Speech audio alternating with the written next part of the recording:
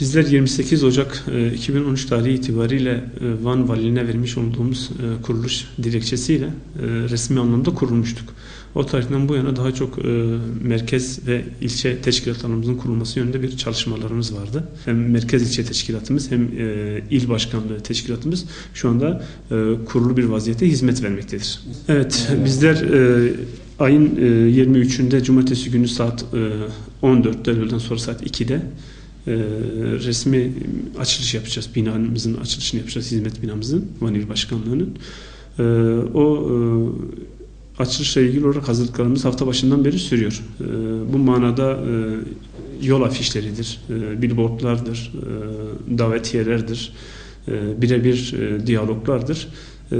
Sivil toplum kuruluşlarını, parti temsilcilerini, kanaat önderlerini ve halkımızın davet çalışmaları halen sürüyor. Radyolarda, gazetelerde yine basın yoluyla davetiyelerimiz olacak halkımızı.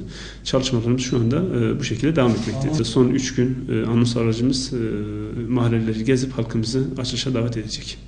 Açılışa Genel Başkanımız Avukat Mehmet Hüseyin Yılmaz gelecek ve açılışı bizzat o gerçekleştirecek. Onunla beraber başkan yardımcılarımız ve genel merkezden arkadaşlar gelecekler. Yine ilimizdeki diğer STK'lar ve siyasi parti temsilcileri katılım noktasında hazır bulunacaklar. Kanaat önderleri hazır bulunacaklar.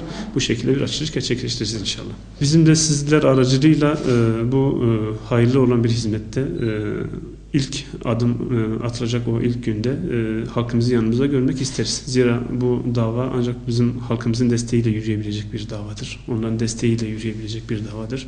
Onların omuzlarında yükselecek bir davadır. Bizler de onların hizmet amacıyla buradayız.